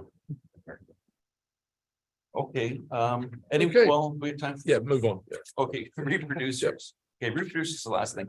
Now there's a couple images here. Now this looks like a real minor problem, but I've had 2 reproducers now with this problem. And that's the thumb screw breaks off inside the needle bar. And for those people think, oh, I'll just order a whole new needle bar. It's like, again, at the phono shop, they're right out of exhibition reproducer needle bars. They got them there, but it's like sold out. I have some. Oh, you've got some. My dad, my dad had 25 years or more of stocking parts, so he was kind of a place to turn. So if you can't find something, let me know, because I do have bins and things, and and plus I'm buying up a lot of Don Woodrow stuff, but a lot of that common stuff I probably have a little bit in stock. Oh, well, Brian, meet Angelo. Angelo showed me a box of exhibition reproducers last time I was over there, all missing needle bars. Yeah. So. What happened to Don? Don Woodrow? I just came from his house earlier. He says to say hi to everybody, and he says, yeah, he's helping great. He's slowing down his legs, knees, hips, whatever. He's out of breath a lot, but he's hanging in there. Yeah, I know. He wishes he could come. Yeah. Yeah. Okay, let's go to the second image then. I guess people get the idea that those thumb screws, they break off. Again. And Angelo's drilled one out for me, but it's like, you gotta go all the way. Actually, I mailed the needle bar to Angelo, so he was able to drill it, and I picked it up at a club meeting. But that is not a small problem. So if you flip to the next image, like knowing that this happens over and over again, these thumb screws break off. Screen? Yeah, well, the torch one there. There it is. This Yeah. one. This machine here, I don't know if people will be able to see it. I'm too lazy to hold it up. But I have a machine here where the thumb screw was rusted right in really badly. And it's like, okay, I could take the needle nose pliers and get this thing to move, but knowing the history of these breaking off, I put the penetrating oil to it and I put the torch to it and I just worked it and it will come out. Like, I think this may be the moment where these thumb screws break off. They rust right inside the needle bar, and a cautionary tale the torch works. I've got a more powerful torch than that. But that's just for the barbecue. That's just my barbecue lighter. And that's all it took. So penetrating oil, heat it up, back and forth with the heat. Don't force those. Not too much heat. Actually, Angela introduced me to mouse mill. But that's, Angela uses most milk. Yeah. And I bought some at the Onshore Air. Speak up, guys. Remember, there's people hearing on our mic. Yeah, we bought some at the Mouse, Onshore Air. talking about mouse, mouse. Yeah. I haven't been able to find it yet, but other than, That's the only place to buy it. that's a long bike ride. Yeah. She did that for me. Oh, Buy some up and sell it. Put it in the auction. Moose milk, man, did you know? Moose milk, house milk. I know. Moose milk. But I could get done. Oh, okay. so, I don't know if you guys have felt this particular pain, but there does seem to be a real shortage of stylus bars too, for agencies. It's like you look at the Phonoshop, they got all those wonderful parts. Yeah. You know, I had an H reproducer last year and it was such a headache. It was missing the sapphire. And that can be a game changer. If you're looking at a cylinder machine, like there was a lady a few months ago, she had a cylinder machine up. It was I believe it was a standard B.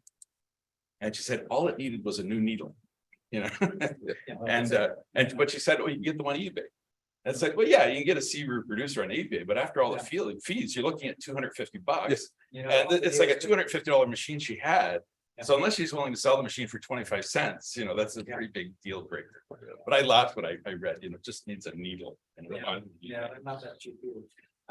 No, I don't know what Brian's got as far as stock. I don't know if he's sourcing any out or not, but I know he hasn't really gotten it. I know even Wyatt Marcus, he's had a hard time sourcing proper diamonds for the stylus. He puts them in himself. Every once in a while, he posts on Facebook, he's getting some available. I've only bought a couple from them because I'd like to have at least maybe one or two on hand. But it's hard to spend, you know, $150 to $200 on a stylus just to sit there and waiting for a customer to send me to repair. Yeah. But I do try to keep maybe one in stock. And I have maybe one of almost, I don't want to say everything, but I've got probably an Edison diamond disc and maybe a pulse on it. After nearly, how many years? 40 years of collecting, I've never been into doing much repairs other than the cosmetics. But in the last few years, I've tried to get into it a bit more and thought, well, it can't really be that hard, can it? Well, sometimes yes, but I've learned from people here. Thank you very much. And you know, I try and challenge myself to try new things. And I got the hang of the Victor kind of reproducer with the gaskets and the beeswax, you know, fitting it onto the diaphragm and so on. And then I decided to venture, because I needed to, into Edison reproducers as well. And Angelo put me in touch with a guy called Steve Medved in the US, in Florida, I think. Yeah. And I've been working with Steve over the last few months in assembling what it is I really need.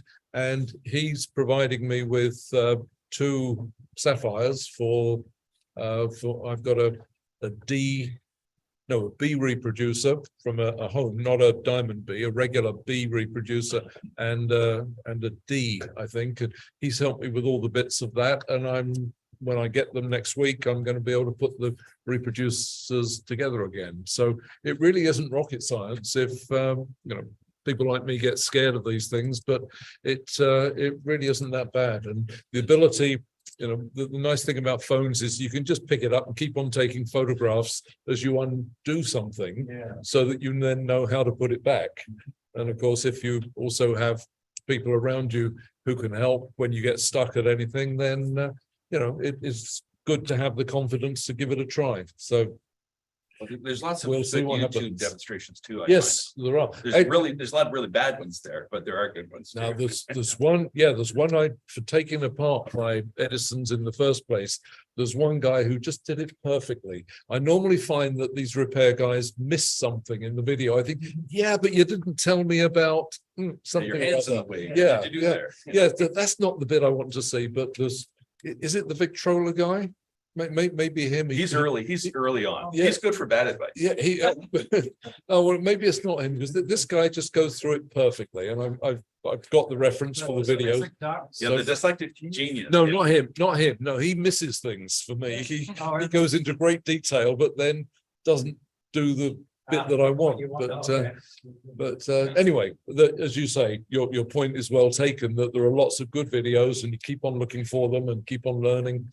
And it's worth doing, because A, you save yourself a lot of money, but B, of course, you now create something that will probably never again need fixing. No, it's not going to be used every day, is it? Well, my feeling too is that if the machine's broken, you know, it's like if grandpa dies, it might be close to being thrown in the dumpster. It's Yeah. like, just if you get the thing rolling, looking good, it's less likely to end up in the dumpster when the kids inherit it. You know, Absolutely. Yeah. Angelo. It's regarding, broken thumb screws. In case people want to try it, you can't, it's almost impossible to do on the drill press. Everything has to be dead nut stationary plan. And most of the time, the thumb screw material is glass and the other part is steel. And if you're not pick up the center dead nuts, the drill wanders very easily. It's a tiny drill, and then you end up with an egg-shaped bowl instead of a round bowl, and there's different threads for each one. So what I'm saying is, if you can't get it out, it's best to get it done by somebody. Yeah. Yeah. It's a big problem. It looks like a teeny problem. It's a big problem. Does that, any other contributions in the area of reproducers now? If I might make one small comment on the issue of drilling through the center of a broken off thumb screw, you can get center drills for lathes, like you put them in your tailstock for when you want to start a hole and then you're going to drill it through. And you can get some very, very small ones, and they're very thick shank. They might be, let's say, 3/16 of an inch in diameter up until the last quarter inch, where they become a small little drill. So that drill's not so likely to wander off center. It'll start more true for you. Just a thought. That's why you have to do it on the milling machine. You can't do it on the drill. Yeah. Okay. Okay, so we'll just go into the miscellaneous part here. Anything that we've missed here, I'll make a couple points, and then you know, I just finished bad mouthing the Victrola guy, but I have to give him some credit for when I don't know if we can get this on camera. I can lift it up if we have to. Put it here. Anyway, one of his earlier productions, he explained how.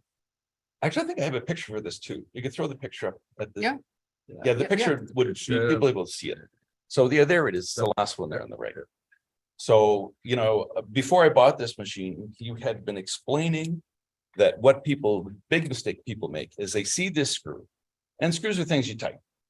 And very often they tighten that screw and they don't realize it's just for holding the bearing in. You really shouldn't tighten that too much.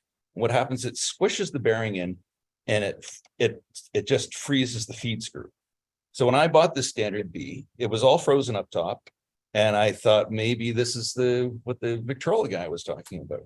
And sure enough, it's a little bit of a pain in the ass in that I had to put some heat to it. I put the penetrating oil. You have to, what I did is I put some, what's it called again? The red green tape, you know, the duct tape. I put some duct tape around the bearing so I wouldn't scar it with my needleless pliers. And it takes a lot of work to get that bearing to come back off, but it's doable. But it's like the demonstration I gave, he said, this happens a lot. And sure enough, the first time I got a standard B, I found that's the problem. So the screw I have the arrow on, don't tighten that, because you're going to end up with a big headache. Very common problem. Oh, okay. Same thing with governors, bearings, governor. Learning with, you know, from my dad, you know, just quite a few years ago, or how long ago. Why is it not working? You know, if the springs are done, it's all done. It's, you know, I was like, well, just loosen off that bearing a little bit. Of course, if you don't know what you're doing, and your bearing comes out, and your governor comes out, your spring's going to let loose. So you got to be careful. Wow. But yeah, I mean, sometimes it's just those bearings are too tight. The governor needs some play in there, and sometimes else is too. So kind of the same idea. Right. Well, Steve, you had an interesting story about that adjustment. There's a common problem where the adjustment between the half nut and the feed screw isn't quite. I've monkeyed with that, and it requires practice. But I think that's another problem that you want to watch out for. If things are skipping, it might be that it can be a simple repair, but it's like it needs a little practice like staying on. I imagine, Angela, you're probably pretty quick at making that adjustment between the feed screw and the half nut. Well, that, you have to have the half nut making as much contact with the feed screw. It can be too high, too low, so you have to pull around and then look at it from the side. Yeah. If you push the half nut up against the feed screw, then tighten the screw, your dead nuts in the center. Yeah. Yeah, I think. But you know that photo there, purpose, if the screw above it is loose, it's better to have that one loose and the one you're pointing the arrow at set at the correct position. You know, like there's gotta be just a hair of play back and forth. Yeah. And you know, like it can be too tight, but you know, half a turn too loose is better. And but that's to keep that bearing at a position. You know, so let's say there's too much play, you have to adjust, you know, instead of tapping it or whatever, you use that screw to adjust. You know, how tight you want it or not. Yeah, it's well, you probably do it very, very quickly, but for someone who's just bought a machine, they want to make that adjustment themselves. It's Well, that's you would, tricky. when you bought the machine, you would know that the feed screw is frozen because that's too tight. Yeah, well, again, thanks to the Victrola guy, I kind of went right to that. So even though I was bad mouthing him, he did kind of clue me into that particular problem. The other thing that I used that he recommended was if the machine's frozen, very quickly you can figure if it's frozen inside or up top, simply by flipping the belt off. And if the motor runs like smoothly after you flip the belt off, then you know it's frozen up top. I've done that before. Yeah. Just one other comment about buying machines. People say this is original. The easiest way of finding out if it's got an original motor or not is, number one, if there's an extra crank hole on the side, it's not original right away. Yeah. The other way of telling is lift off the turntable. If you see other holes there, chances are that somebody has switched motors. Yeah. Because each motor has got a different height. So if they put a different motor in, they can't get cranking. So they've got to drill a hole on the side to make the crank. That's one of the first things you can see right away. You know, you can say, if it's original, why has it got 4 extra holes? To add to that too is a tone arm or even a reproducer. Yeah. There might be holes underneath the arm. Sometimes they're outside and you can see them around the base of the tone arm. Sometimes they're hidden underneath, you don't know. But yeah, somebody can switch out a tone arm because they couldn't find the proper one and they'll drill new holes. I mean, everything looked great on the cabinet. Motor could be original, but they could have a completely unoriginal arm. Yeah. And reproducer, generic reproducer. And most people, when you tell them that there's this problem, they don't want to hear from you. They also I get some nasty comments. That's why I think Steve's comment was awfully generous when he said. Yeah. And you don't want to tell people they have a crap. Yeah. They don't want to hear that. Well, that's a nasty. That's a whole different story. Well, it is. That's probably the most important thing to tell people who are the beginners. Watch out for crapophones. Yeah. But because we're not beginners, but that is number one for someone who, for day one. Watch out for these. You guys. They don't want to hear it. They don't want to. It's not a crap. That's why I joined this club, because I bought a crap. years ago. And I took it to the guy and I said, can you tell me when it was made? He said, well, about 90. I said, 1890? He said, no, 1990. At that point, I started searching around, finding out, and that's how I came to this club. And now, from 50 feet away, I can tell. But back then, I thought, oh, 50 feet, 2 blocks from me. Live and learn. Paul? Yeah. Yeah, the reason for those Philister head screws, which is a big headed screw, is for moving them, as a shaft sideways. And there's a lot of them on there, always for that purpose. It's, and at the factory, you wouldn't need to screwdriver. That's one of the reasons they have those big heads. They have those big heads so that you can sit there and you can turn them by hand. So you get the gears on the line. That's what those screws are for. And then once you get them in line, you have to have a little bit, a couple of thousandths of an inch, no more. Then you tighten down the drum screws to the ones on top. Right. And the other ones can be taken out if you ever need them again. That's that set, unless you're not taking it. Just for pushing Yeah, the feet yeah. through Yeah. in the right position. Yeah. and- Yeah, you'll Yeah. find it lots of places, same thing on the mandrel, you'll see it, you have the mandrel. Yeah. Yeah, and you'll see it in the governors for sure, they always have that, there's a quick way of getting a very accurate setting. Because when they're building these things at the Edison Phonograph Works, time is of the essence, they're trying to keep the prices down. And so the assembly person can do it very quickly, just cover it. And you can just sit there and turn on like, once you get rid of it, it's like. Well, you looked at this earlier. Those gears look pretty good, pretty well aligned, eh? Yeah. Yeah. Well, you'd have to take the cover off. Yeah. But when I made the adjustment, I did take the upper screw off as well as the one that holds in the bearing, and it was still frozen. I still had to take the torch. So, one last, I guess, one last point on my part, and then I'm gonna sit down. You know, I use two techniques for spotting frankenfalls, like, you know, parts that aren't appropriate for a machine. You're suspicious of that. Number one, join this club and find out who the experts are, and then send them images. And then number two, if I'm quick, I go to Google image. And it's like, if it's a Columbia BH, it's like, oh, it never had a singing horn. You know, there are no other examples of it. So that's the other technique I use. If I'm buying a machine, I'm suspicious of francophone parts. Those are the two things that I use. Okay. Anybody else on Zoom? Any final questions? No, Peter? Lubrication for the gears of a motor, what Singer oil or 3-in-1 should be used, or is there a special lubrication? Sewing machine usually gets recommended. Sewing machine. My dad always used engine oil. Engine oil. Yep. I use oil that I found sold by Canadian Antique. But you know. But it's like machine oil. It's like three in one oil is.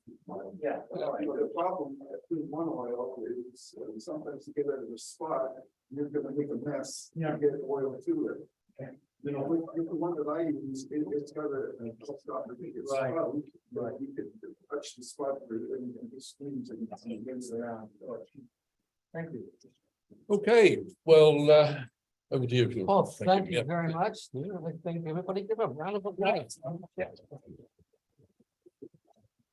I'd also like to thank Mark Caruano for helping to put this together. Unfortunately, he's not with us today. But wow, that was really great. So thank you for that, for volunteering, and thank you for all your participants. And I think we're going to take a quick break. Is there one more thing? Couple of things first. Yeah. Okay, just before we break, I just wanted to mention something that you might have seen on the website, if you pay attention to our website, and I'll just share it with you if I can find it. Yeah, just click on the share. I need to share first. Yeah, hold on.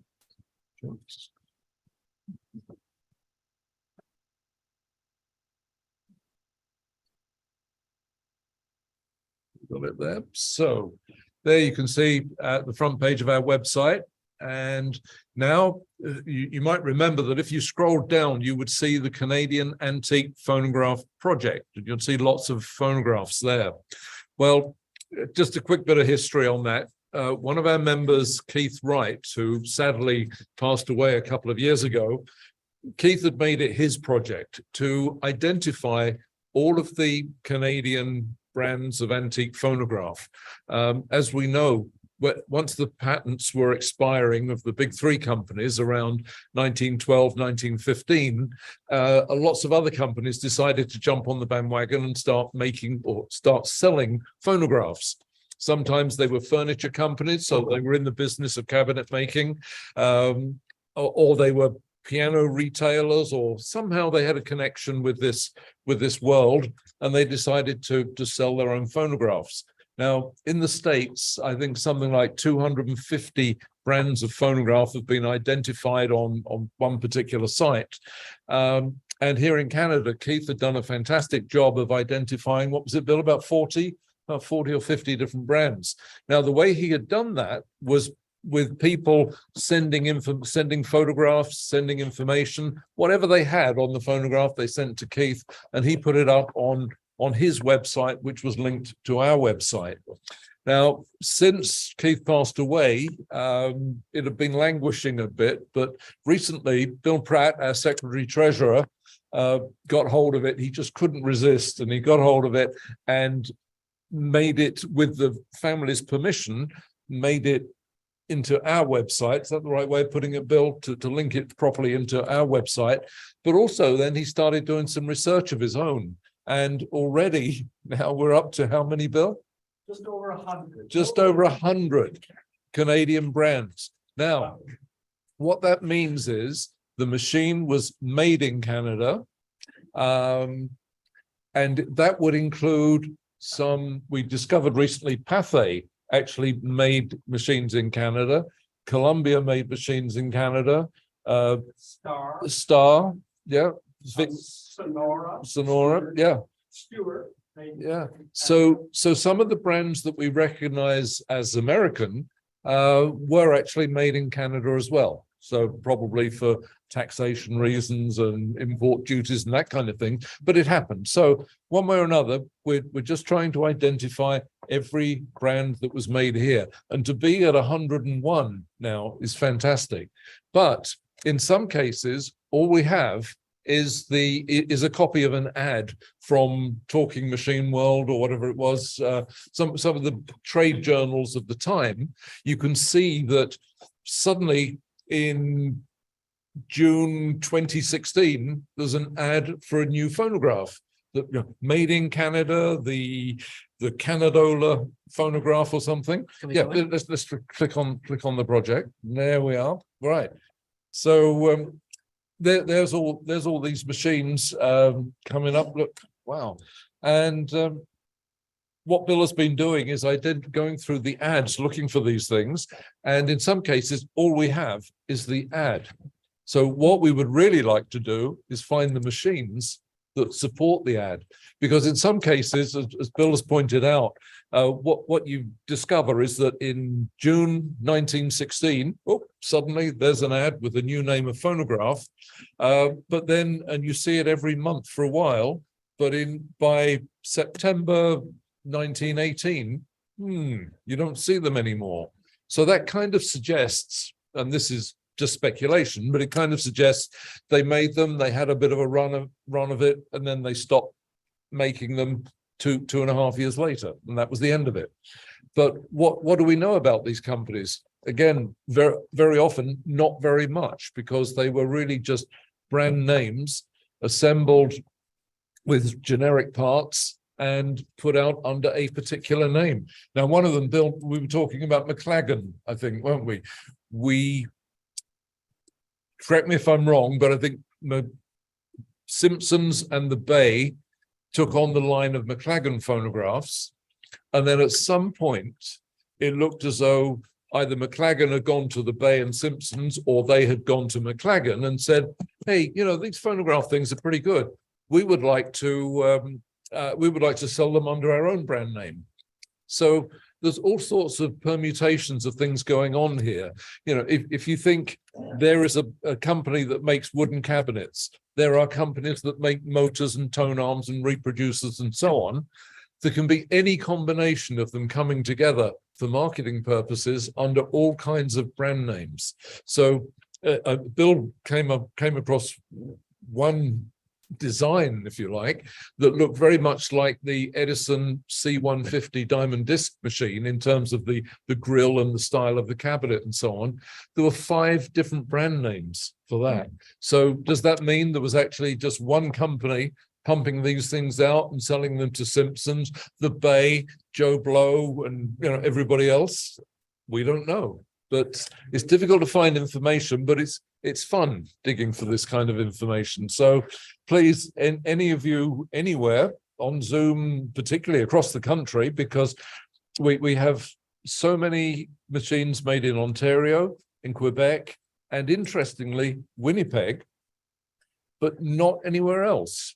The population, for example, in the 1910s, the population of BC was only 300,000 or 400,000 people. So you may conclude that it's not surprising that they didn't have a phonograph industry. They had a lot of wood, so they could have done. Maybe they did, maybe we just don't know about it. Maybe they made them and sold them locally in BC, and we've never seen them here in Ontario. So for those of you, Don Mayer, Don Shira, Tom, Ray out there, Norm, oh no, Norm's not with us, from Nova Scotia. Oh, Amherstburg, what is it, Bill? He is here. Don Brooks is on today. Yep. What was the Cremonaphone. The Cremonaphone? Yep, there you are. So every now and again, a brand pops up in a different province. So it would be great to identify any more that do exist. So for those of you all the way across the country, please look out for these things at antique fairs and so on. And if you can take a photograph of the machine and particularly the ID plate, if there is one, and send it to us, send it to Bill, that would be fantastic. And then we can build up this huge library of all the wonderful things that happened in the 1910s and 20s here in Canada. If I could just mention one machine that I found just a couple of days ago. Now, everybody's heard of Little Wonder Records. Everybody has a and some of you may know the company, the Boston Talking Machine Company, produced a cast iron phonograph between 1911 and 1913 called the Little Wonder Talking Machine. But I found in Talking Machine World, Talking Machine World was for the U.S. trade. It's a magnificent magazine, and all of it is available online. And you'll find hundreds of ads of U.S.-made phonographs. I wish we had the same in Canada. The closest we have in Canada is the Canadian Music Trades Journal. But not all of it's available, and but in the Talking Machine World, they have one page where they call Dominion, Trade in the Dominion of Canada, a trade in the Dominion, and it usually covered Toronto, Montreal, and Winnipeg, because those are the 3 main areas of manufacture of phonographs. And on March 15, 1916, on page 11, I turned up this little note. It said, the Toy Products Company of Canada, Toronto, has placed on the market a child's talking machine made in Canada. And then on July 15, there was a note, the Toy Products Company of Canada, 49 Bathurst Street. Usually you don't get such precise information. Toronto, Ontario, manufactured the Little Wonder Talking Machine, which is a real novelty and ought to command an enormous sale. It is a sure enough talking machine that will reproduce musical records, and the price is ridiculously low. So those are the really only 2 mentions I could find in Talking Machine World of Little Wonder. So then what I did was I go into the start the newspaper, Toronto Daily Star, and the Globe. These are all available through Toronto Public Library. And this is what I discovered. And this is what I wrote on the page. I'll just read what I wrote. The Made in Canada Toy Products Little Wonder Talking Machine. Actually, could you pull up the Little Wonder page, stand by? Canadian Canada Toy Products Little Wonder Talking Machine was advertised and sold by the TV Company department store for several months in 1916. This Eaton's Little Wonder is not related to the earlier Little Wonder talking machine, which was manufactured by the Boston Talking Machine Company in 1911 and 1913. The Boston Little Wonder was renamed Wondrola in 1913. In 1915, a new company named the Wonder Talking Machine Company, New York, purchased the assets of the Boston Talking Machine Company and introduced a new line of inexpensive talking machines called the Wonder Phone. Yep, that's the ad there. Eaton's imported, advertised, and sold the Wonder Phone in its store alongside the cheaper Little Wonder talking machine. So neither the Canadian Little Wonder talking machine nor the American Wonder Phone is related to Little Wonder Records, which was introduced about 1914, although the records are advertised as a good match for either of the machines.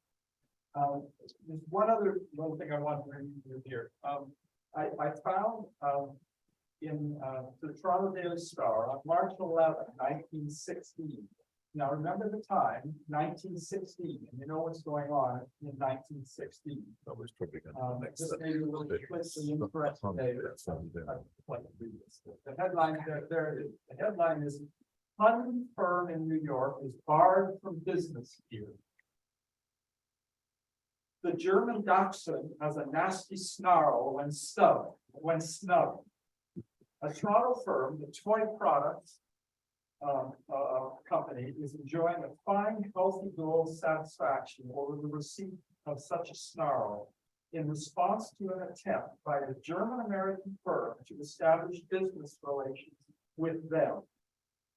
The German-American firm apparently wrote to Toy Products, and they said, "We conduct a mail order business, and as we think that we can sell a lot of Little Wonder talking machines, kindly let us know the best wholesale price.